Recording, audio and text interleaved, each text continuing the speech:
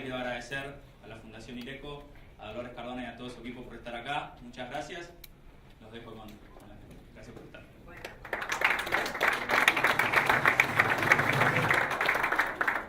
Bueno, buen día.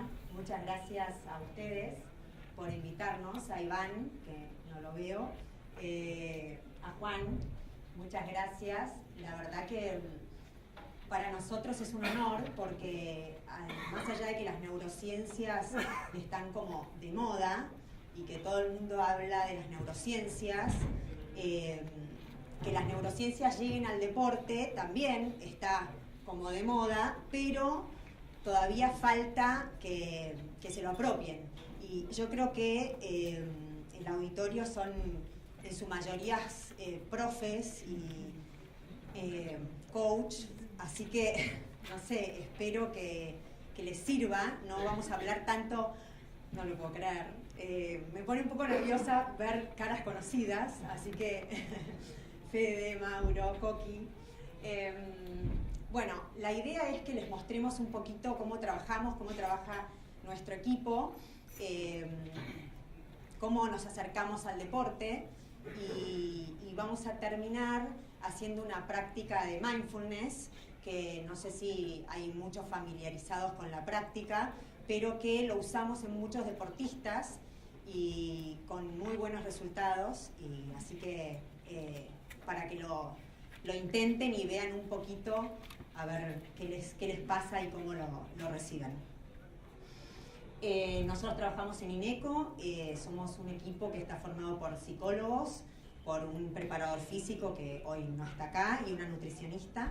Yo soy médica psiquiatra y bueno, coordino este gran equipo. Y cada uno va a hablar de lo que hace y cómo trabaja. Para allá. Bueno, ¿cómo llegamos al deporte desde las neurociencias? Fue hace varios años. Yo en mi práctica clínica como psiquiatra empiezo a investigar qué producía el deporte o practicar deporte sostenidamente, qué le pasaba al cerebro cuando alguien practicaba deporte. Y lo que se ve y lo que ya está estudiado es que produce grandes cambios a nivel celular, a nivel neuroquímico, cambios plásticos, produce formación de neuronas, formación de vasos. Todo eso es producido a nivel cerebral cuando uno practica un deporte sostenidamente. ¿Y por qué pasa eso? ¿Por qué pasa eso? Porque hay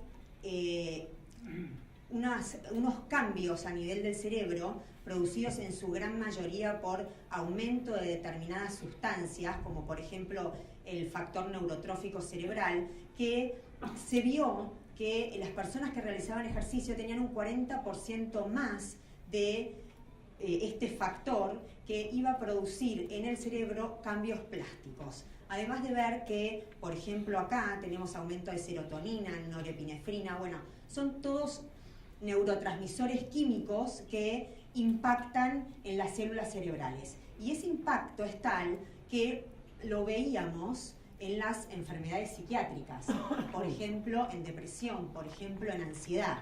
Esto, el aumento de determinadas sustancias en determinadas vías del cerebro, iban a hacer que las personas tuvieran una mejor respuesta a la ansiedad, mejoraran el ánimo, por mejorar el ánimo, su autoestima, mejoraran la conducta. Todo eso estaba pasando en el cerebro y todo eso se veía con pruebas objetivas de resonancia, funcionales. Entonces, esto que pasaba, indudablemente, cambiaba el cerebro y nosotros dijimos, ¿qué pasa en los deportistas? ¿Qué está pasando en los deportistas? Más allá de eso, también vimos, y esto es un hallazgo de hace un par de años, pero que es muy importante, las personas que realizaban ejercicio, encontrábamos que el 33% a 35% tenían menos posibilidades, un 33%, perdón, de posibilidades de padecer Parkinson. Y en Alzheimer había un 28% menos de posibilidades de padecer Alzheimer. Entonces, el ejercicio pasaba a ser un factor preventivo para enfermedades a largo plazo. A punto de partida de esto empezamos a hablar con deportistas, empezaron a consultarnos deportistas y armamos un departamento de alto rendimiento donde empezaron a llegar deportistas que empezaban a pensar o a sentir que a igual técnica, a igual preparación física, a igual dieta o plan nutricional, había algo que les faltaba, había algo que no los dejaba llegar a un podio, que no los dejaba tener éxito o rankear como ellos querían. Entonces, obviamente que eso nos lleva a pensar que el factor psicológico en el deporte es tan importante como la preparación física o la preparación técnica. Pero, más allá de que lo repetimos y lo decimos, el deportista no lo termina de asimilar. Y le parece que como es a largo plazo, como que es algo que hay que trabajarlo muy a largo plazo, cuesta más. Pero hoy que estamos acá con todos profes de golf, algo que ustedes ya saben, uno de los deportes emblemáticos donde la cabeza tiene un papel preponderante es el golf, porque tenemos claro que a una declinación relativamente pequeña relacionada con la edad en el rendimiento del golfista, los factores psicológicos compensan cualquier otra disminución, aunque pequeña, física. Entonces, por eso hay diferentes edades y por eso los golfistas de mayor edad y mayor experiencia psicológicamente están más preparados para suplir cualquier disminución física. Cuando venían los primeros deportistas que aparecían, venían pensando en mejorar el rendimiento, llegar a la cima del rendimiento. Y a medida que íbamos trabajando con ellos nos dábamos cuenta que en realidad venían por un pobre desempeño, pero todavía no nos lo decían. Entonces, con respecto a los golfistas, Douglas describe que en las entrevistas de varios 34 golfistas profesionales, cuando les preguntan qué serían los factores psicológicos más importantes para alcanzar la cima en la performance, nos hablan de una actitud frente al deporte, la confianza que tengamos, la autoconfianza que tengan ellos, la preparación psicológica en las prácticas de calidad, la habilidad en el manejo de la presión o el estrés, la concentración, el buen manejo del juego corto y obviamente la motivación. Sin la motivación no podíamos tener una buena performance o llegar a la cima. Pero nosotros lo que monitoreamos y lo que hablamos con los coaches para que ellos estén en comunicación con nosotros y nos ayuden a monitorear es el compromiso que tiene el deportista, la preparación psicológica que tiene el deportista y cómo la actitud que tiene frente a esa preparación psicológica, lograr que se ponga metas y objetivos concretos y alcanzables, que pueda planificar bien la práctica, o tanto la práctica como el torneo, que sepa planificar, que tenga un buen control de foco, que tenga concentración, que tenga un buen manejo de los distractores y que tenga una muy buena capacidad de evaluación de torneos. Esto se trabaja en conjunto con el coach o el profesor. Con esto logramos lo que llamamos un estado óptimo, que el estado óptimo sería lograr una profunda concentración y conexión con la tarea, lograr la actuación automática focalizando un tiro a la vez. No sé qué opinan ustedes de un tiro a la vez, pero lo que nosotros interpretamos como un tiro a la vez o estar focalizado en un tiro a la vez es estar en el presente. Y estar en el presente en el momento del swing, para que logrando estar en el presente pueda aparecer la actuación automática. Y estar en el presente significa no quedarse pegado al pasado ni preocuparse por el futuro.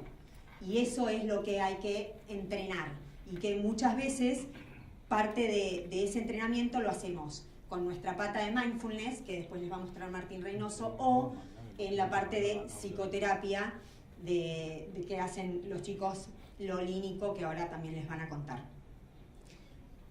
hago un paréntesis y cuando digo no quedarse pegado al pasado y no preocuparse por el futuro, no significa que desde neuropsicología no trabajemos con el pasado y no anticipemos el futuro. Pero eso es fuera del swing, porque para el swing nosotros necesitamos un estado óptimo. Entonces, el no quedarse pegado al pasado o el pasado lo usamos como forma de aprendizaje pre-swing, y la anticipación, cambiamos la preocupación por anticipación del futuro. Y eso lo estamos haciendo, si es en un hoyo, por ejemplo, es contar todos los tiros a lo largo del hoyo como algo pasado para trabajar y para tomar una decisión. No sé, cuando hablamos con el caddy para la elección del palo o para ver cómo vamos a plantear la llegada al green, pero en el momento del swing estamos en el presente, en el tiro a la vez. Recurrimos a esa estrategia. Y cuando, como les decía, empiezan a aparecer en realidad porque la performance es pobre y técnicamente están haciendo las cosas bien, cuando les preguntábamos qué identificaban ellos para tener una pobre performance, nos decían intentarlo demasiado, acelerar el juego durante el torneo, o cambiar las rutinas en el torneo, o la intrusión de pensamientos negativos a lo largo del torneo. Y nosotros lo que buscábamos en paralelo son las causas de estrés durante el torneo. Y lo que aparece es que causa mucho estrés los pensamientos acerca del propio desempeño. ¿Qué va a pasar? ¿Qué score voy a hacer? ¿Tengo que quedar en los top 10? Eso genera presión. Los errores, empezar a rumiar y a decir elegí mal el palo o no voy a elegir bien el palo, por ejemplo. El score, estar preocupado porque tengo que hacer tal score, porque si no hago tal score esto ya no sirve, lo doy de baja, no estamos en el presente, es muy difícil lograr que el swing esté en un estado óptimo. La evaluación, sentirse evaluado, un poco cuando Mesa decía que citaba a los padres, eso es enfrentar a una situación de presión y entrenarlo, en cierta forma es entrenarlo a poder sostener la presión y poder lograr sostener una evaluación, ser evaluado. Y los oponentes, siempre el oponente no sabemos, pero está haciendo un score mejor. Entonces ya esa anticipación causa estrés. Para trabajar con estas características psicológicas que nos llevan a una peor performance, tenemos estrategias de enfrentamiento que se trabajan desde psicoterapia. Las estrategias de afrontamiento van a ser cognitivas, emocionales o conductuales, muy a grandes rasgos y muy simple. Cuando el golfista evidencia que las causas que generan estrés son controlables, podrían ser controlables por él, puede recurrir a estrategias cognitivas. Estrategias cognitivas va a ser racionalizar la situación, reevaluar la situación. Tiene posibilidades de cognitivamente encontrar esas estrategias. Pero cuando las causas de estrés él las evidencia como no controlables, como que él mismo no las puede controlar, ahí hay que recurrir a estrategias emocionales o conductuales. Ejercicios de respiración, ejercicios de relajación, conductuales, armar rutinas, cambiar rutinas, armar otro tipo de estrategias de afrontamiento dependiendo de cómo vivencie la presión ese deportista.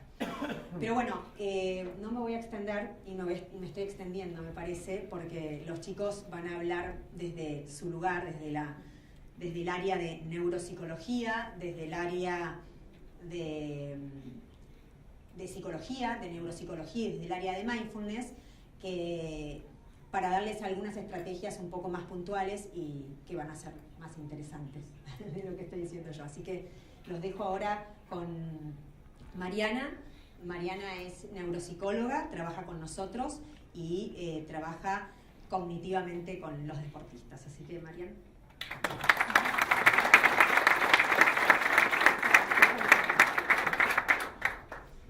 Bueno, buenos días.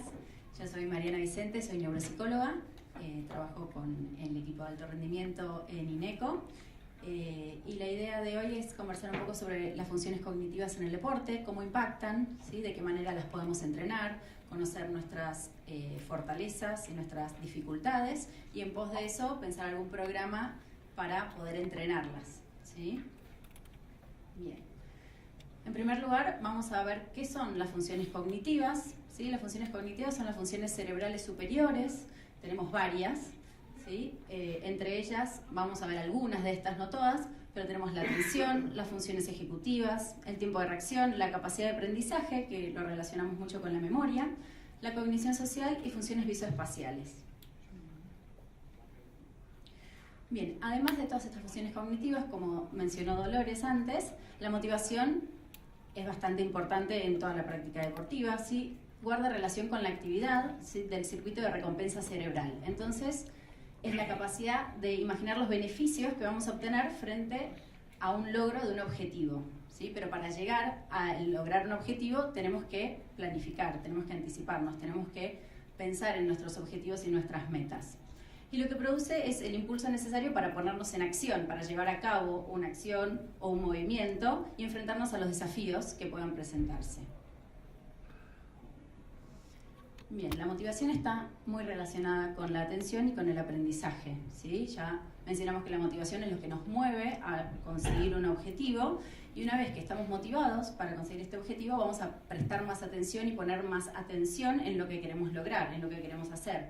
Y para eso vamos a contar con los aprendizajes previos, con las situaciones previas que pasamos, con estrategias que usamos, y a partir de eso saber si esa estrategia funcionó o no funcionó para lograr el objetivo.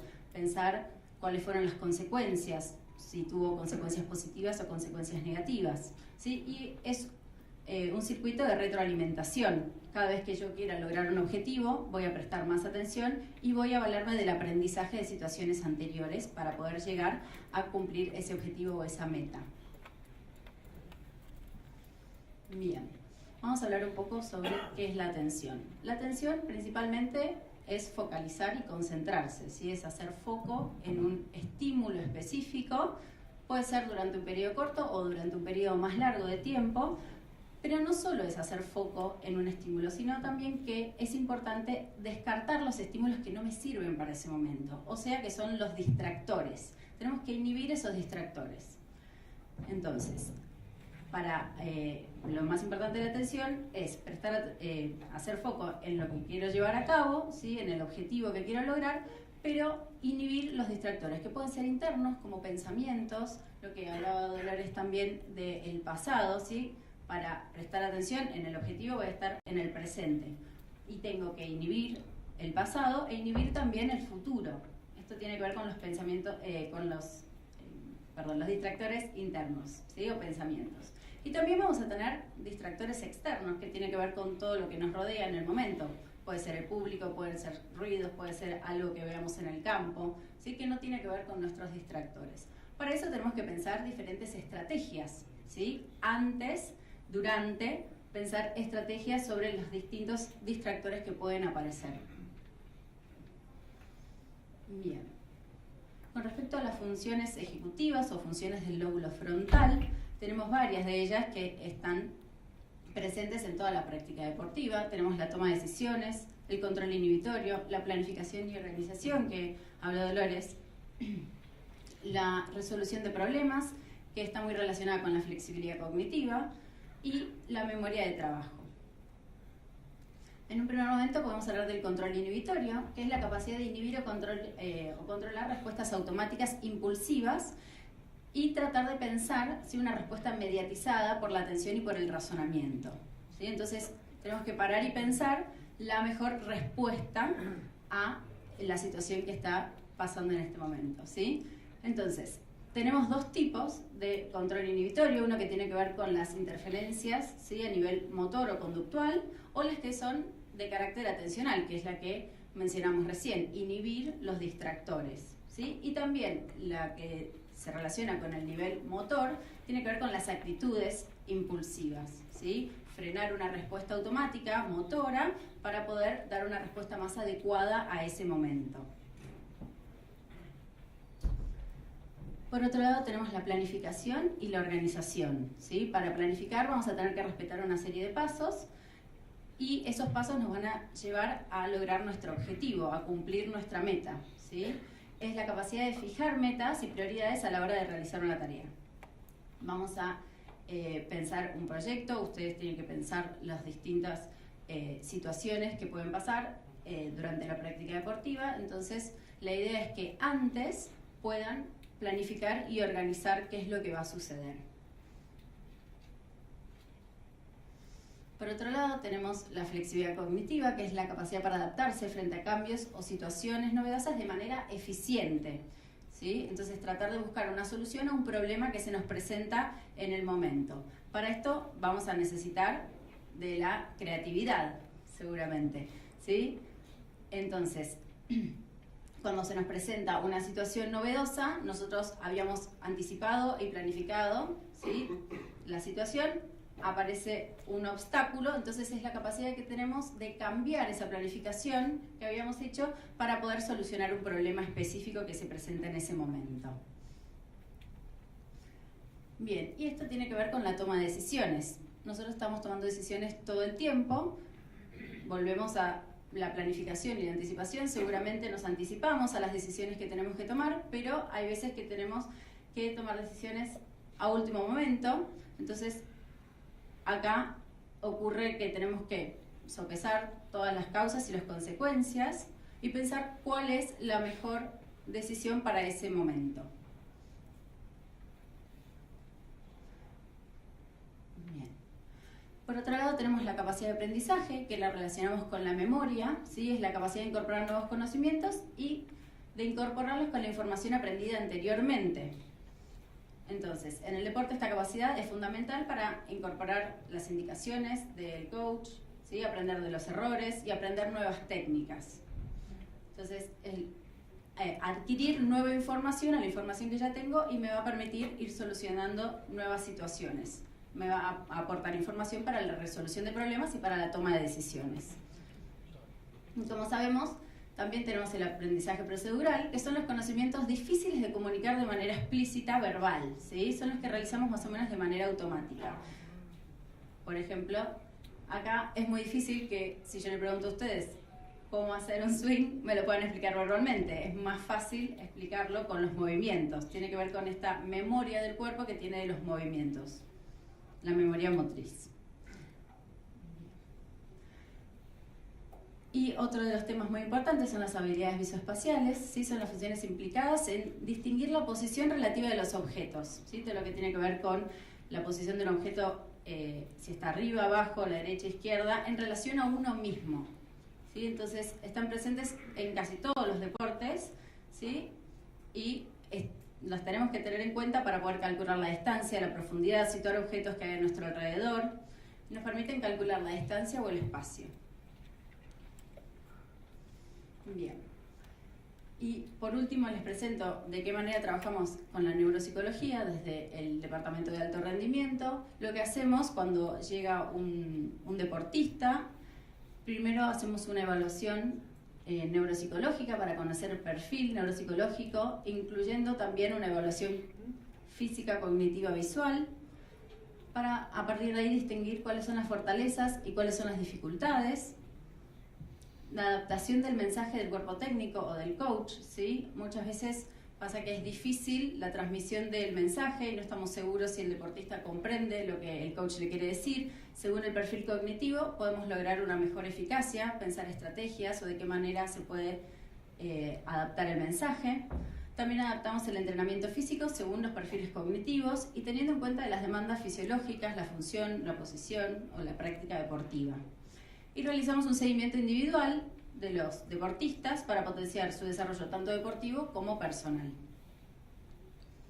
Bien, los dejo ahora con Dolores y con Nicolás.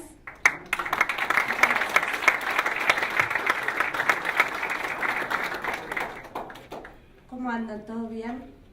Bueno, ahora que vieron todo lo que hace el cerebro a la hora de desempeñar el deporte, nosotros lo que queremos contarles es qué es lo que atraviesa un poco todas estas funciones, y es la motivación. Y específicamente en algún momento también vamos a hablar un poco de por qué los deportistas muchas veces a cierta edad suelen dejar. Vieron que hay estudios que demuestran que en general alrededor de los 18, 16 años se produce una baja significativa en la cantidad de deportistas en un específico deporte. En golf es muy significativo. Entonces vamos a hablar un poco de la motivación y qué cosas hacer para poder sostenerlo. Arranca Nico y yo voy sumándome. ¿Qué tal? Buen día. Bueno, ¿cuál paso? Bien. Bueno, un poco como veníamos hablando, preguntamos en qué porcentaje el éxito depende de variables psicológicas. Dentro de estas hablamos de la motivación. Le dedicamos mucho tiempo, quizás 2-3 horas, al entrenamiento físico, la estrategia, ¿sí? Pero no tanto a lo que es el aspecto mental, ¿sí? En lo que es motivación, dentro de del concepto de motivación podemos definirlo como la combinación entre el deseo y la energía de la persona para alcanzar una meta. Eso que a mí me levanta de la cama para ir a entrenar, ese empuje, esa nafta, ¿sí? Es nuestra motivación, ¿sí? Una vez que tengamos identificada esa motivación, vamos a empezar a planificar, ¿sí? Podemos distinguir dos tipos de motivación: la intrínseca y la extrínseca. La intrínseca tiene que ver con aquellos aspectos internos, ¿sí? Yo juego al golf o realizo esa actividad solamente porque me produce placer, goce, porque me divierto, porque aprendo, ¿sí? Por supuesto que aumenta cuando yo gano a otra persona, gano una competencia, pero también aumenta, ¿sí? Cuando quizás yo no gano, pero di todo en la cancha, me siento bien, ¿sí? Quizás no gané, pero di todo y esa motivación aumenta. Esa es la intrínseca. La extrínseca, por otro lado, es cuando vos ganás, pero esos objetivos están afuera, esa motivación está fuera de mí. El ganarle al otro, la calificación, la medalla, los premios, ¿sí? Esa va a ser mi motivación. Se puede, a lo largo de toda la actividad, ¿sí? Podemos identificar 3 tipos de momentos. Por supuesto que la motivación va a ir variando, ¿sí? Uno de los momentos es el inicio, el primer contacto con la actividad, con el deporte. Generalmente tiene que ser divertido, placentero, porque si la pasamos mal seguramente no volvamos. Un segundo momento es mantener, ¿sí? Cuando ya empezamos a aprender nuevas técnicas, empezamos ya a focalizarnos con nuestras estrategias, ¿sí? Y por último es el abandono. ¿Por qué podemos llegar a abandonar la actividad? Uno es por ansiedad. Nos ponemos objetivos quizás muy grandes y no llegamos a alcanzarlos. Por la presión que nosotros tenemos alrededor, la presión que a veces nos ponemos nosotros. Incompatibilidad con otras actividades. Empiezan a surgir otras tareas, otras actividades, que el entrenar o el jugar empieza a quedar más relegado. Conflictos internos o externos que no nos permiten realizarlo, y a veces en no sentirnos competentes, ¿sí? No sentirnos aptos a veces para realizar dicho deporte. Bien, ¿por qué abandono en la adolescencia? La adolescencia es el principal momento donde se produce el abandono. Hay cuestiones que son propias de la edad. Los chicos empiezan a tener otros intereses, empiezan a tener más demandas académicas, empiezan todas las cuestiones más sociales que nos alejan del deporte. Por otro lado está el tema del déficit motivacional. Muchas veces tenemos adolescentes que necesitan recompensa inmediata o más recompensa cercana y no tan a largo plazo. Entonces empiezan a aburrirse con los entrenamientos, empiezan a faltar, pierden el interés. Después tenemos un grupo que deja porque cree que alcanzó un techo deportivo. Hay algunos que puede ser que lo hayan alcanzado, hay otros que no, pero sin embargo tienen esta misma percepción que también tiene que ver con la falta de recompensa. Las fallas de la planificación de la carrera deportiva es algo que ocurre un montón. Los adolescentes les cuesta planificar a largo plazo. Y el deporte implica planificar a corto y a largo plazo, y no es solo la actividad en sí, sino todo lo que implica atrás de eso, ¿no? Todo lo que después vamos a ver como el entrenamiento invisible. Entonces, no lo pueden sostener, no tienen bien organizados los tiempos, empiezan a fallar académicamente. Entonces, bueno, lo primero que sacan es el deporte o el entrenamiento, y empiezan a generarse incompatibilidad con otras actividades. Digo, el sábado a las 9 de la mañana tienen que estar en la cancha, estuvieron hasta las 5 en la previa y en el boliche tomando. Entonces empieza a chocar el tema de la actividad física, el deporte y la competencia, con todo lo que eso implica, con los intereses propios de la edad. ¿Por qué dejan? A ver, muchas veces esto empieza porque fallamos en el objetivo que les ponemos a los chicos. Ponemos una expectativa o un incentivo exagerado. Bueno, tenés que terminar a fin de año con tal hándicap. No hay un plan acorde, digo, terminar con cierto hándicap implica tantas horas de entrenamiento, implica resignar cuestiones sociales, implica priorizar alimentación, entrenamiento físico y mental. Entonces, como no hay un plan y no está organizado, nos encontramos con fallas operativas. No lo van pudiendo llevar a cabo y eso hace que se desmotiven. Al ver que no avanzan y que no logran lo que quieran, se desmotivan, se frustran, se aburren, empiezan a faltar, evitan y terminan generando decisiones impulsivas que tienen que ver con, bueno, mejor no juego más. O este año dejo y después veo. Lo que pasa es que después vuelven a repetir el circuito. Al año siguiente arranca el año, quieren volver a empezar, pero falla lo mismo. Entonces, lo que tenemos que tener muy claro es qué objetivos le vamos a proponer a estos chicos. Y tienen que ser objetivos que puedan medir, seguir y conseguir. No tiene que ser algo tan abstracto, sino más concreto que los mantenga cerca de lo que nos estamos proponiendo. Sí. En cuanto al objetivo, va a ser el que regule justamente la motivación. Si nosotros nos ponemos un objetivo muy grande, nos vamos a frustrar y vamos a frustrar al otro. Si el objetivo es muy chiquito, nos vamos a aburrir. Por lo tanto, el adolescente también se va a aburrir y va a terminar abandonando. ¿Cómo podemos establecer un objetivo formulando estas 4 preguntas? ¿Qué quiero? ¿Por qué? ¿Para qué? ¿Y con qué? Primero es establecer objetivos a largo plazo, ¿sí? Bueno, ¿a dónde querés ir? ¿Qué querés? ¿Qué soñás? ¿A dónde querés ir? Con todo este plan, ¿sí? ¿Por qué? ¿Para qué? ¿Y con qué? ¿Con qué cuento? ¿Sí? ¿Cuáles son mis herramientas? Una vez que yo responda estas 4 preguntas, ¿sí? Vamos a empezar a planificar. ¿Cómo vamos a conseguir eso? ¿Sí? Bueno, pasos para lograr el objetivo. Una de las primeras cosas es materializarlo. ¿A qué me refiero con esto? Lo que a veces yo les pido es que lo escriban en una hoja y lo peguen, en un lugar donde lo puedan ver. En la puerta, en el espejo del baño, pero que lo vean siempre, ¿sí? Materializarlo. Establecer objetivos a corto, a mediano y a largo plazo, ¿sí? Los cortos y a medianos seguramente van a ir variando y van a ir cambiando, ¿sí? Pero que nos van a llevar a largo plazo, al objetivo que nosotros deseamos, ¿sí? Ganar un torneo, ¿sí? Entrar a algún torneo ya más de elite. Establecer metas bien específicas, concretas, ¿sí? Bueno, quiero clasificar para las Olimpiadas, quiero ir a este torneo, pero bien específico tiene que ser, ¿sí? Quiero reducir mis golpes. Bueno, ¿cómo lo vamos a hacer? ¿Qué días de la semana vas a entrenar? ¿A qué hora? Bien puntual. Que sean difíciles pero realistas, que sean alcanzables, ¿sí? De vuelta, si nos ponemos algo muy grande, nos frustramos. Establecer metas a largo y a corto plazo, metas de actuación y proceso, así como resultado, es decir, en el entrenamiento, ¿sí? Y luego en la competencia misma.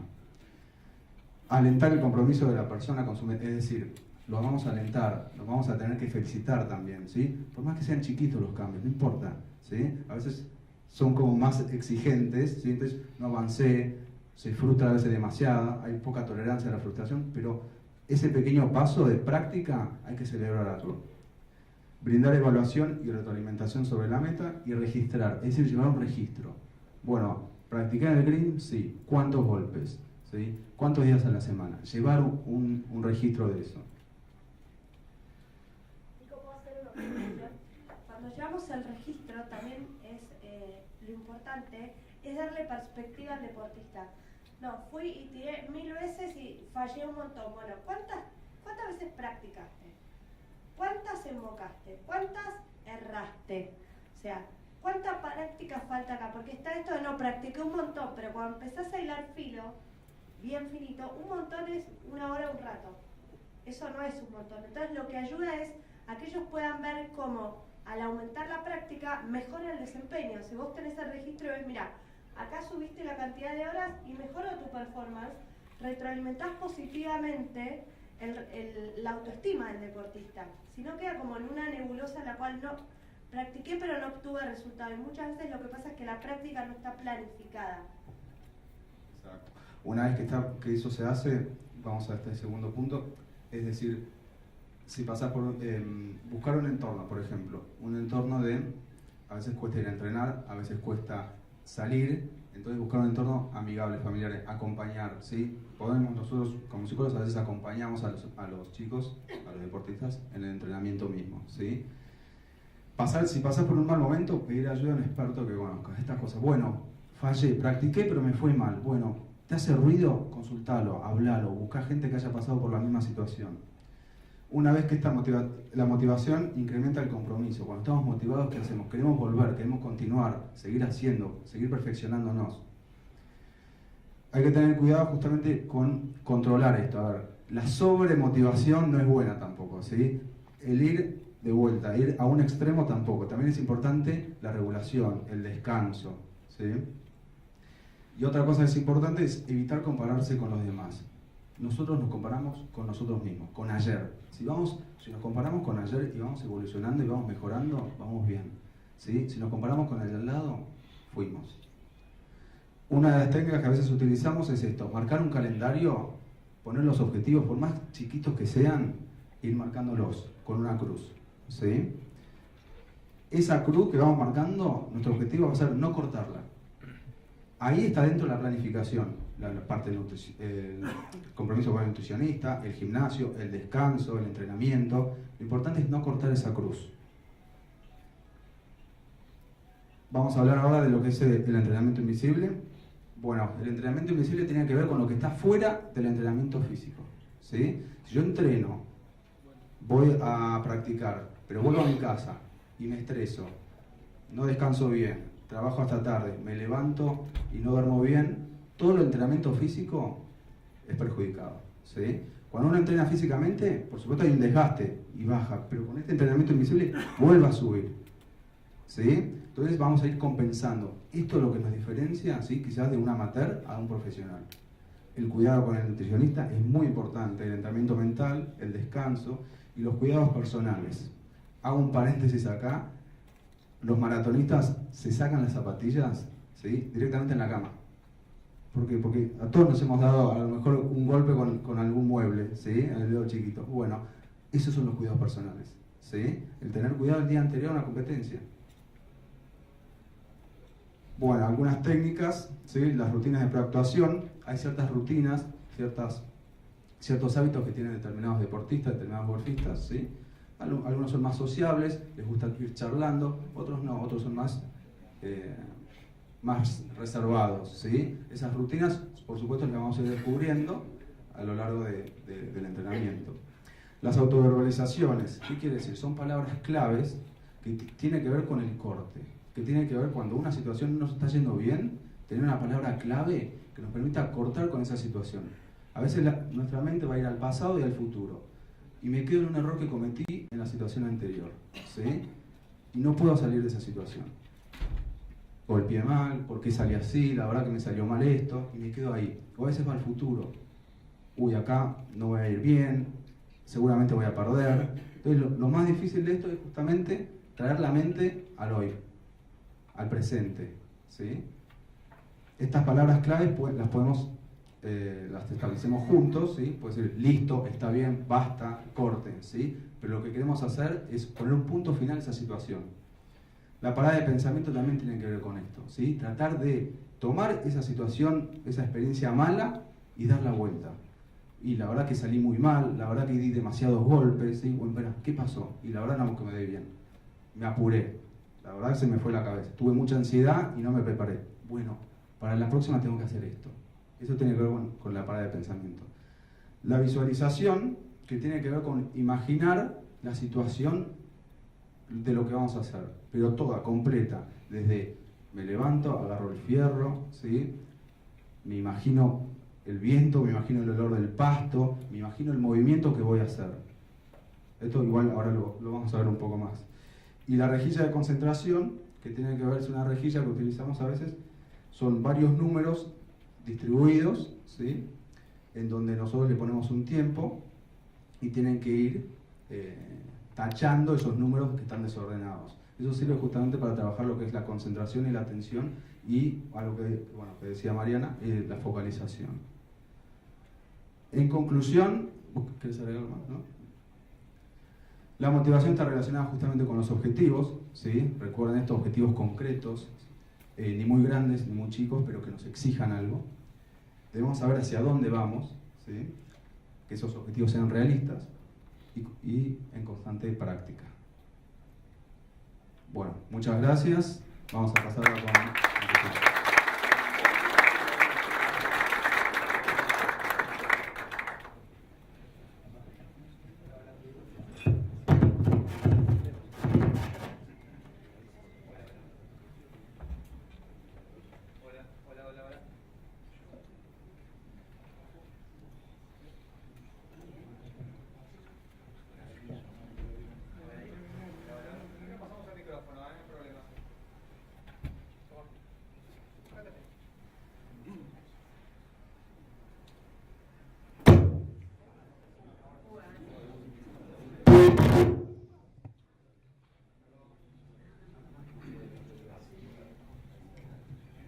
Bueno, no funciona.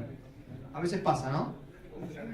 Bueno, muy bien. Vamos a hacer un poquito de cierre, así ustedes ya después tienen un break, descansan un poco. Les pido que sostengan un poquito más la atención para lo que vamos a trabajar ahora. Es algo novedoso, es algo bastante nuevo, quizá para ustedes, porque los golfistas de otras latitudes y hace mucho tiempo ya lo vienen practicando hace bastante tiempo. De hecho, en la década del 80, cuando Jon Kabat-Zinn comenzó a trabajar con esto que se llama mindfulness o atención plena, hizo la primera investigación con golfistas, con lo cual es algo que no es nuevo, pero sí quizá para nosotros. Y vamos a ver en qué consiste esto de la atención plena y por qué puede mejorar nuestro rendimiento y especialmente a partir de un mayor bienestar en la competición. Bueno, primero vamos a ver cuáles son algunos de los problemas que puede tener nuestra mente en la vida cotidiana, no solo en el deporte, sino en la vida cotidiana. Algo que mencionaron mis colegas es que es muy importante automatizar movimientos, automatizar determinadas cuestiones comportamentales, y eso es cierto, es muy importante. Pero el problema es cuando se automatiza todo en la vida. El problema es cuando de alguna forma tenemos una rutina tan severa, tan intensa como suele tener el deportista de alto rendimiento, que no nos permite ya tomar contacto real y disfrute de lo que estamos haciendo. Los deportistas de alto rendimiento tienen una rutina altamente organizada, ¿no? Planificada. Eso a veces genera una sensación de rutina y de cansancio de repetición. Por lo tanto, es importante desarrollar algún tipo de conexión distinta con la actividad que estamos haciendo. Y esto les pasa muy rápidamente a los chicos. Los chicos, ya los adolescentes, pueden desarrollar este tipo de hastío, de cansancio ante la repetición de la rutina, sin significado, sin mayor profundidad de conexión, que es lo que vamos a hablar nosotros ahora y vamos a mencionar. Entonces, ese es uno de los problemas, el cerebro automático, ¿no? El ver de la misma forma todo lo que hago un día, y el otro día, y el otro día. Y nosotros desde lo que vamos a trabajar, que es la atención plena, vamos a decir que cada momento es único, cada día es único, cada día de entrenamiento es único, cada swing es único. El tema es que uno pueda apreciarlo, que uno pueda desarrollar la capacidad de poder apreciar eso. Vamos a pasar esto para meternos en el otro problema que tiene nuestro cerebro, que es que está divagando. Ustedes acá, levanten la mano, ¿quién estuvo todo el tiempo concentrado en lo que estuvimos hablando? A ver si hay algún valiente. Todo el tiempo, pero todo el tiempo. Que no pensó en lo que vamos a comer dentro de un rato, que no pensó en cómo hubiese ido la mañana de la jornada. Sinceramente, creo que vimos una mano por ahí, ¿no? ¿Qué pasa con nuestra mente? Nuestra mente tiene un hábito bastante pernicioso y que muchas veces ocurre en la cancha cuando ustedes compiten, que es, se está yendo todo el tiempo. Se está yendo. Esto tiene que ver con un desarrollo evolutivo del cerebro que también tiene sus beneficios, porque irse mucho con la mente tiene algunos beneficios. Por ejemplo, ¿para qué les parece a ustedes que puede servir irse con la mente muchas veces? la imaginación. ¿Y la imaginación a dónde nos conduce? Por ejemplo, ¿a qué nos lleva? A la creatividad, a ser creativos. Exacto, entonces tiene beneficios. Además, esto de la mente que divaga nos ayuda a consolidar una percepción de nosotros mismos, ¿no? Eso también es necesario. Uno va teniendo una identidad a partir de esos momentos de divague, en donde va juntando y elaborando distintas cuestiones que le han ocurrido. Entonces es necesario tener cierta dosis de wandering mind o mente que divaga. Pero ¿qué pasa si uno todo el tiempo está divagando? Y entre las cosas que nos ayudan mucho a divagar mucho es la tecnología. Tenemos la tecnología, ¿no? Que nos permite todo el tiempo estar saliendo del momento presente. Cuando eso ocurre, el cerebro se va transformando en un cerebro distráctil y mayormente en un cerebro ansioso. Porque la ansiedad es básicamente estar fuera del presente y sobre todo estar anticipando lo que va a venir. Entonces, si tenemos un jugador, especialmente estamos hablando en este curso creo que de adolescentes o personas en formación, que no puede estar en el presente, que no puede estar conectado con lo que está ocurriendo en el presente y está todo el tiempo divagando o reojeando el celular, seguramente vamos a tener esta dificultad. Y fíjense que los estudios demuestran que entre el 50 y el 60% de nuestro día, de nuestro tiempo, el cerebro está haciendo eso. Por lo cual, ustedes se darán cuenta que esto es bastante pernicioso, ¿no? Además, decir que el cerebro está distraído implica decir que normalmente el cerebro está conectado con algo que es un distractor, como decía Loli hace un momento, que es un distractor interno, que son los pensamientos, ¿no? A veces tenemos competidores que pueden distraerse con otras cuestiones externas, pero normalmente cuando uno habla de distracción, habla de pensamientos interferentes o historias que nos estamos diciendo a nosotros mismos. Con lo cual, eso nos hace perder foco, nos hace perder potencia de concentración. Tenemos entre 12.000 y 50.000, 95% de los cuales esos pensamientos son los mismos. Fíjense, no solo que son muchos, sino que son los mismos. O sea, no somos muy creativos, ¿no? La verdad no somos muy creativos, el 95% del tiempo son los mismos y de los mismos temas en general. Entonces, esto que vamos a hacer ahora con ustedes, porque vamos a hacer también una práctica, tiene que ver con algo nuevo que llamamos mindfulness o atención plena, y que se ha venido metiendo hace bastante tiempo, ya hace más de 30 años en Occidente, a partir de prácticas que son tradicionalmente de meditación, ¿no? En Oriente se lo usaba como prácticas de meditación, pero nosotros las hemos ido trayendo a Occidente de una manera adaptada a la realidad nuestra, sin tener que tener una idea religiosa, un sesgo ideológico en particular, y cualquier persona en cualquier lugar, en cualquier situación, puede practicar este entrenamiento. Entonces vamos a hablar un poquito de esto que se llama mindfulness. ¿Cómo lo definimos? Tiene que ver con esto que decían tanto Dolores como los otros chicos, como los colegas, que es estar en el presente, estar conectado con el presente. ¿Qué quiere decir estar en el presente? Bueno, básicamente esto de tener una intención de estarlo, una capacidad desarrollada cognitivamente de poder hacerlo, y especialmente una habilidad muy importante que les cuesta mucho a los deportistas de alto rendimiento, que es el ser amables y el no estar juzgándose a sí mismos continuamente. Esto, no sé si ustedes tienen registro de que les pasa eso, pero el autojuicio, el ser filoso con uno mismo, el pegarse, ocurre mucho en el deportista de alto rendimiento. Se pega mucho cuando falla, se pega mucho cuando no llega a lo que esperaba en su performance, ¿no? Especialmente deportistas de alto rendimiento que compiten en deportes individuales, como lo que mayormente hacen ustedes, ¿no? Es distinto a veces cuando uno tiene un equipo y tiene donde refugiarse, y a veces cuando uno baja el rendimiento los demás lo mantienen, entonces maquillan un poco el rendimiento general. Pero en el rendimiento individual, cuando uno se equivoca, chao, sonaste, no hay opciones, ¿no? Uno se equivoca y es todas las miradas sobre uno. Entonces, el gran tema es poder ser más amables con nosotros mismos, poder ser menos juiciosos, menos severos. Y vamos a ver que eso tiene no solo un impacto en el bienestar, sino también en el rendimiento. Sí. Digo, consulta, ¿no? Cuando vos decís, es verdad esto, ¿no? Lo que le pasa al deportista, pero también tiene que ver con lo cultural, ¿o no? Con el respecto a lo que significa el error, el equivocarse, que está mal. Totalmente. Ese tipo de cosas. La Totalmente. nuestra nos condiciona también eso. Totalmente. Cuando trabajamos con los chicos en Estudiantes de La Plata, con todas las categorías formativas, y hablamos, por ejemplo, de esto que eran los objetivos, qué objetivos tenían ellos en el año, ¿qué decían los chicos? ¿Qué les parece que decían? ¿Cuál es el objetivo? Salir campeón. Claro. Bueno, ellos juegan el torneo nacional y metropolitano, ¿no? Y en el torneo nacional, por ejemplo, son 24 equipos, creo, 22. Si todos los coaches o todos los psicólogos les dicen a los chicos que tienen que salir campeón, ¿cuántos frustran a sus chicos? 23. 23. Hay solamente uno que no lo frustra, ¿no? Entonces, el problema es ese, la sociedad tiene esa estructura, digamos. Todo el tiempo estamos recibiendo esta idea del éxito, del logro por el esfuerzo. Bueno, el just do it es un poco eso, ¿no? Just do it. O sea, tenés que hacerlo sí o sí, tenés que lograrlo y tenés que tener éxito. Esto tiene que ver con la importancia de poder pasar de una mentalidad solo basada en objetivos a una mentalidad procesual, a valorar el paso a paso. Los chicos decían objetivos pequeños, momento a momento, ir dando la importancia a eso, validar mucho el esfuerzo personal. Eso es clave, el proceso, hacer ver al alumno el proceso, no solo el llegar a determinado objetivo. Pero es muy buena tu apreciación. Es una sociedad que valida solamente el éxito.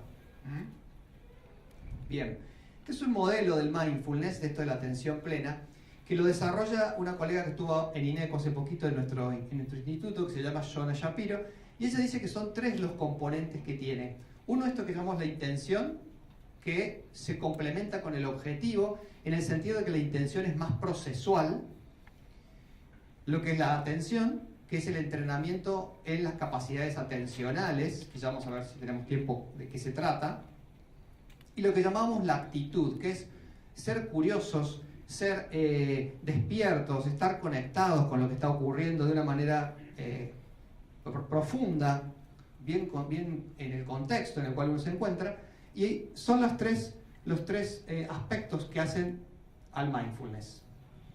Dentro del aspecto de la actitud que les mencionaba antes, fíjense, estas podremos llamar habilidades. A ver si les parece que pueden servir para la competencia que ustedes desarrollan. Curiosidad y mente de principiante, aceptación, humor. ¿No les parece que es importante reírse de uno mismo? A veces, mirá el golpe de mierda que hice, reírse de uno mismo, ¿no? Reírse con otro. ¿O no les parece que es importante eso? En lugar de pegarse, de criticarse, de juzgarse.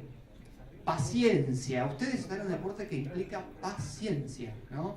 Te imagino un golfista que es un paciente, ¿no? O muy ansioso, aunque los debe haber, seguramente. Pero es clave la paciencia, desarrollarla, entrenarla, ¿no? ¿Qué implica la paciencia? La paciencia implica aprender a seguir el timing de los procesos de la vida, ¿no?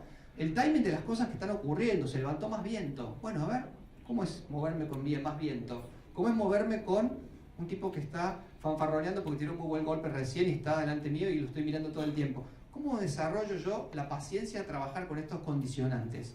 Esto es un poco la paciencia, es muy importante desarrollarlo. Y se entrena, ¿eh? Porque por ahí uno dice, no, pero yo no soy paciente, yo soy nervioso, yo soy ansioso. No, esto es lo que debemos atraer nosotros con nuestro equipo. Esto que estamos hablando se desarrolla, se entrena, se aprende. Uno no nace con esto o sin esto. A esto se le llama muchas veces habilidades blandas. A mí me causó gracia cuando escuché esto de habilidades blandas una vez que lo dijeron en el gobierno de la ciudad. Habilidades mentales parecen ser habilidades blandas, pero hay un autor que dice las habilidades blandas sirven para problemas duros, ¿no? Las habilidades duras sirven para problemas blandos, cosas más fáciles de solucionar. Mejorar la fuerza de un músculo, no sé, mejorar determinada técnica parece mucho más fácil que cambiar la mente.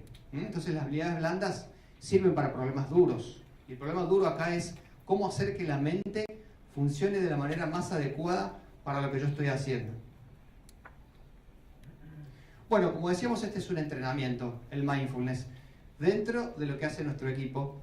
Y hay varias técnicas, hay ejercicios que tienen que ver con trabajar con el cuerpo. Esto es fundamental. Un golfista que no sabe sentir el cuerpo está funcionando en la mitad de sus posibilidades. Una oportunidad hace mucho tiempo entrenamos a un golfista que me dijo algo que yo en ese momento no lo entendí muy bien. Me dijo, Martín, después de esta práctica es la primera vez que siento, no me acuerdo qué músculo me dijo del hombro, ¿no? Es la primera vez que siento en este movimiento que hice este músculo del hombro. Dice, nunca lo había sentido antes. Eso implica un nivel de sutileza y de profundidad que un golfista tiene que desarrollar. El deporte de ustedes es un deporte de sutileza, de profundidad, de precisión. Entonces, es muy adecuado el mindfulness, porque el mindfulness es desarrollar sutileza interoceptiva, contacto con el cuerpo. Entonces, todas estas técnicas ayudan a ir desarrollando profundidad en el contacto con el cuerpo.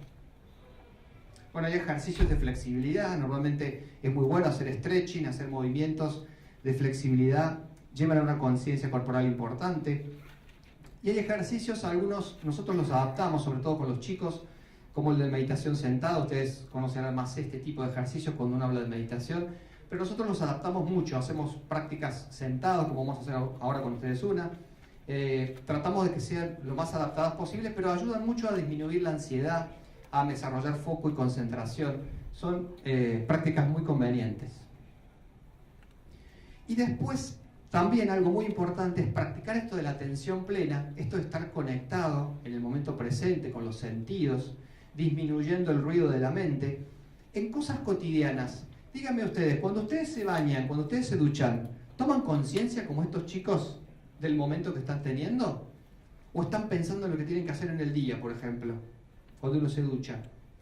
Cuando uno come, ¿está comiendo realmente? ¿O está comiendo y está pensando en todo lo que tiene que hacer o todo lo que hizo? ¿O está con la cabeza en otro lado? ¿Cuándo uno es consciente cuando come? Bueno, ahora van a tener de tarea eso. Cuando salgan de acá y vayan a comer, van a comer con atención plena. Van a tener esa tarea. Anótenselo por ahí. Después, llevar la atención plena a una incomodidad. Esto es clave. ¿Qué quiere decir esto? ¿Cómo hacer para no desarrollar juicio, crítica, ansiedad, inquietud frente a una situación que me supone incomodidad? Como por ejemplo acá en la vida cotidiana puede ser hacer la cola de un banco, ¿no? Pero en el caso de ustedes puede ser haber tirado un mal golpe, esto que decíamos, que cambie el clima y tengan un clima más adverso para el juego que ustedes desarrollan. Puede ser cualquier otra cosa, que de pronto venga una cámara de televisión, que ustedes se inhiben cuando hay una cámara cerca. No sé, cualquier cosa que pueda ocurrir y que suponga una incomodidad. Es fundamental que uno tenga capacidad para manejarse en ese momento. Uno no puede aprender a manejarse solamente en situaciones ideales. Hace poquito estábamos con el técnico de la selección de México y nos decía, lo importante del deportista es que aprenda a entrenar exactamente como cuando compite. Porque si uno entrena situaciones ideales, después cuando compite y aparece la realidad, uno no sabe qué hacer. Entonces es muy importante poder entrenar y entrenar de acuerdo a lo que después va a pasar, o puede pasar, ¿no? Y como les decía, en el golf ya se viene investigando esto del mindfulness y hay algunos estudios y hay buenos resultados en general. Este es un estudio de un año con seguimiento a golfistas, pero también a personas que hacen arquería y a corredores, personas que hacen running. Y este es un libro que les súper recomiendo, que se llama The Mindful Golfer, que sería como el golfista mindful, con atención plena. Y desarrolla un poco tips y cuestiones que pueden servirles mucho a ustedes para poder manejarse con más conciencia, con conciencia plena en la competencia. Así que hay ya bastante en este ámbito. Por último, antes de que hagamos un ejercicio, lo que puede aportar el mindfulness en el deportista de alto rendimiento es más disposición a la competencia, un alerta controlado, sin excitación o ansiedad elevada, un foco y control atencional, conexión con el momento presente sin reaccionar, disminución del wandering mind, esto de la mente que está divagando todo el tiempo y las distracciones, autorregulación de las emociones interferentes que pueden aparecer como frustración, enojo, ansiedad, preocupación.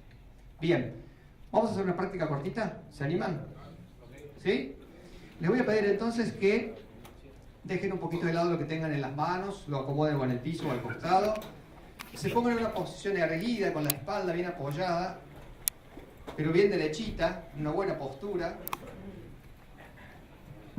manos sobre las piernas. Y opcionalmente pueden cerrar los ojos o no. Si no cierran los ojos, van a mantener la vista baja. Y vamos a comenzar.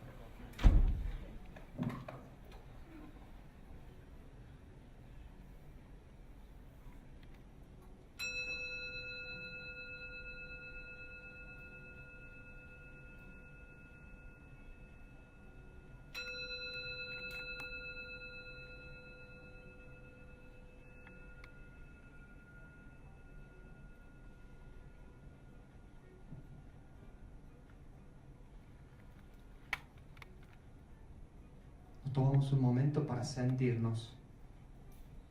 Primero para darnos cuenta de los apoyos de la postura, planta de pie en el calzado, el apoyo de parte de las piernas y los glúteos e isquiones, en la base del asiento, el apoyo de la espalda, contacto con el respaldo y el apoyo de las manos sobre las piernas. Voy a pedirles que tomen 3 inhalaciones un poquito más profundas para aflojar todas las tensiones innecesarias que pueden estar usando. Aflojen el rostro, el ceño, la mandíbula, bajen un poquito los hombros, que no queden tensos los hombros. Aflojen la tensión en las manos. Dense cuenta que no tienen un cuerpo, sino que son un cuerpo. Dense cuenta que no ocupan un cuerpo, sino que habitan este cuerpo único que les ha tocado y que ustedes día a día entrenan, cuidan, con el cual viven. Sientan que es un espacio sagrado, un templo para ustedes que necesita ser cuidado. Y cada inhalación es una forma de refrescarlo, revitalizarlo. Y cada exhalación es una forma de soltar tensiones, soltar toxinas, todo lo que no necesitamos.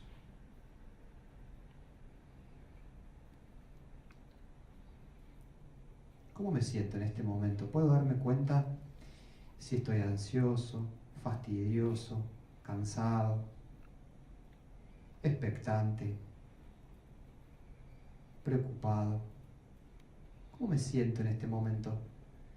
Y cuando me doy cuenta, no me juzgo, no me critico, simplemente acepto lo que pueda estar ocurriendo en este momento.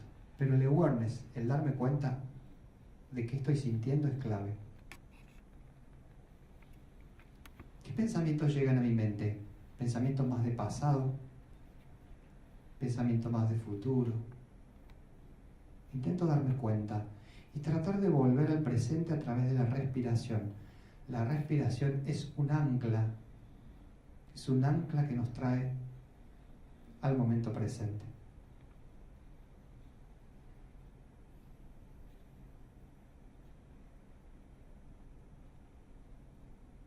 Sientan que cada inhalación afloja nuestro cuerpo, nos revitaliza, nos vuelve a conectar con el momento presente. Sientan que podemos entrenar esta mente que tenemos para desarrollar más bienestar y también para poder competir con más dignidad, quizá con más eficacia también.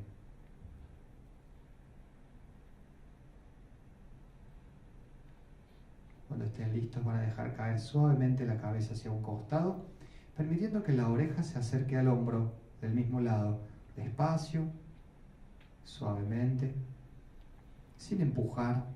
La cabeza pesa más de 2 kilos, así que no necesita que ustedes se empujen, sola va a caer hacia el costado.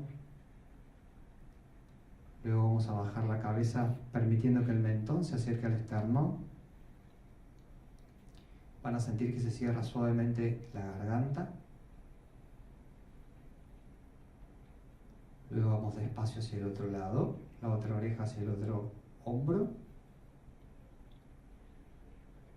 Y por último, suavemente hacia atrás. Suavemente hacia atrás, se abre bien la garganta. Sientan, conecten con las cervicales. Puede aparecer dolor, puede aparecer molestia, no se preocupen con eso. Luego vuelvan a la posición inicial. Voy a pedirles que lleven ambas manos a la zona abdominal y tomen 3 inhalaciones profundas para finalizar el ejercicio, bien conscientes, integradoras, respiraciones integradoras que integran todo lo que me está ocurriendo en este momento, todo lo que ocurre en mí en este momento. Y voy a agradecerme este momento de conexión, esta pausa mindful en este día. Y quizá pueda proponerme continuar el día un poco más consciente, un poco más atento, un poco más conectado con lo que me ocurre. Por ejemplo, en la hora de la comida, sentir los sabores, los olores, la temperatura del alimento, poder estar más conectado con cada cosa que yo haga. Finalmente podemos abrir suavemente los ojos, suavemente. Bueno, ¿cómo están? ¿Bien? Bien, muchas gracias.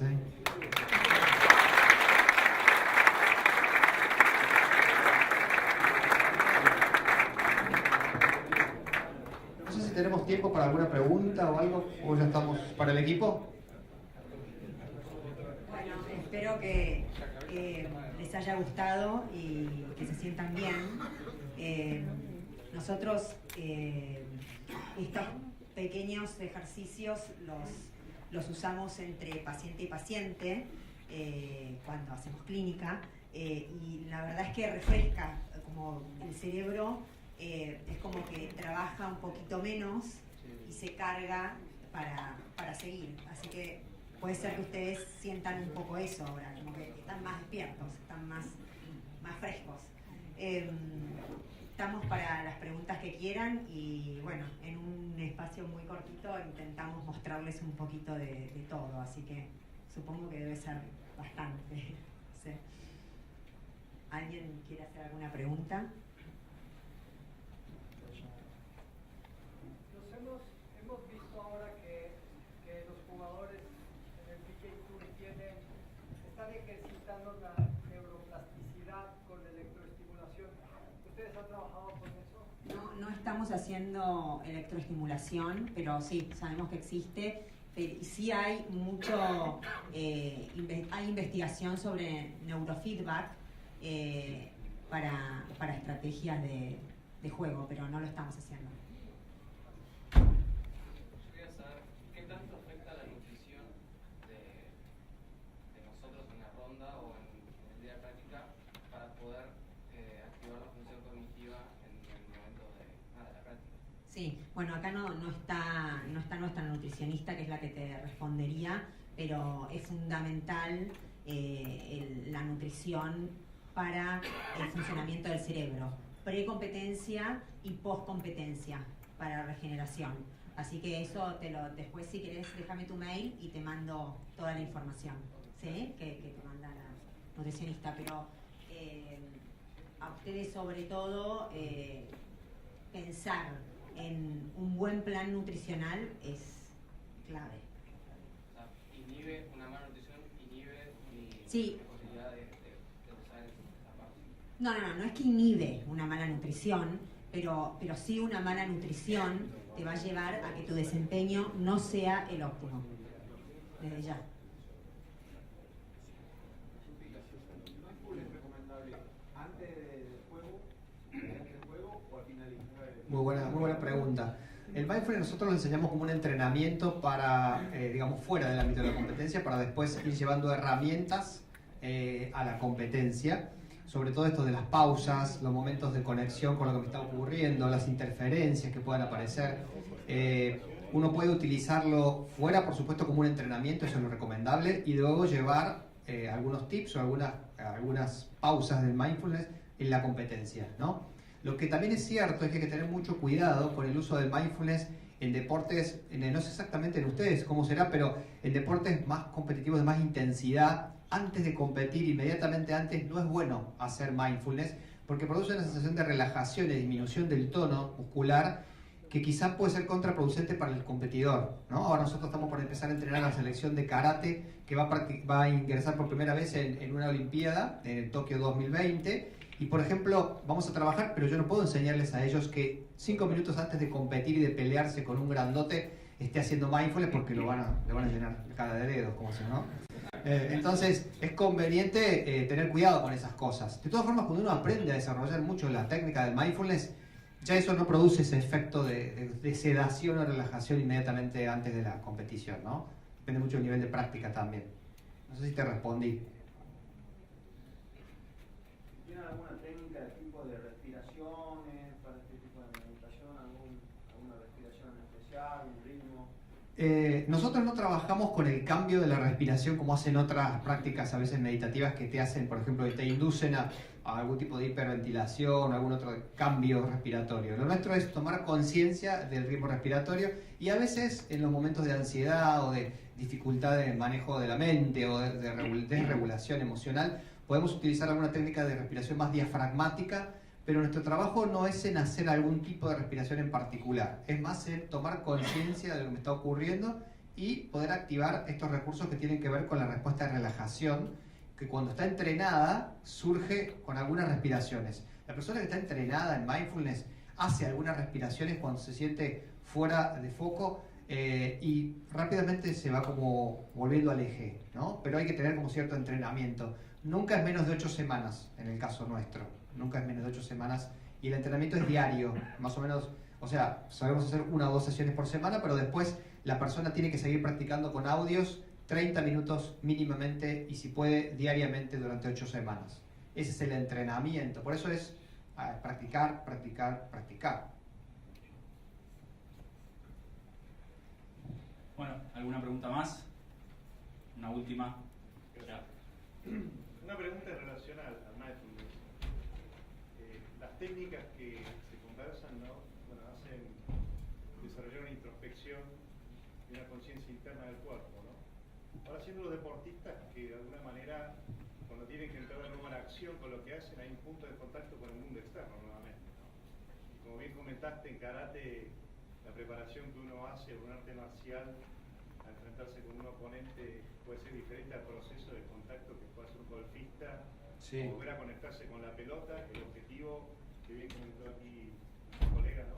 Sí, sí, sí. Esa diferenciación de reconexión, ¿cómo se podría...? Bueno, no, lo que se trabaja en el mindfulness también es la flexibilidad para ese tipo de cosas, ¿no? Por ejemplo, con los runners, nosotros trabajamos mucho lo que es la tolerancia al dolor físico. El dolor físico a veces aparece en el runner y el runner sabe perfectamente que el primer dolor físico de la competencia no tiene que ver con que ya agotó sus recursos. Es simplemente una señal de alarma, pero tiene mucho más por hacer hasta que esté cerca de una lesión, por ejemplo. Esas son habilidades que nosotros llamamos interoceptivas. Nosotros le llamamos interocepción a esto de conectar con el cuerpo. Uno tiene que aprender a desarrollar conciencia de sus límites y sus posibilidades y tiene que desarrollar interocepción para eso, estar como muy conectado con su propio cuerpo, ¿no? En general los deportistas de alto rendimiento tienen desarrollo más que la media común, ¿no? Y después lo otro es tener flexibilidad. Uno tiene que tener flexibilidad para poder pasar de esta autoconciencia a situaciones diversas en la competencia, ¿no? Los chicos saben más que yo, pero por ejemplo hay también toda una psicología del puesto que uno ocupa en algunos deportes, por ejemplo, ¿no? En algunos, o por ejemplo lo que nos pasaba con los automovilistas. Hicimos una evaluación de automovilistas cognitiva y tenían impulsividad mucho más alta que la media. Pero está bien eso, porque si un automovilista no tiene impulsividad, ¿cómo toma la curva a 250 km por hora? Tiene que ser un poquito más loco que la media, ¿no? Tiene que tener una cosa distinta. Entonces, hay que ir viendo un poco el deporte y la situación, pero uno tiene que desarrollar flexibilidad para poder conectarse a nuevas situaciones continuamente, ¿no? Sí, por ahí ustedes pueden explicar algo mejor. La capacidad para flexibilizar, incorporar nuevas estrategias, lo que nos habla de la inteligencia del deportista. O sea, de la capacidad para evaluar el entorno, ver si lo que está haciendo es adecuado y le resulta, y en caso de no ser así, para generar una estrategia alternativa. Así que es súper importante.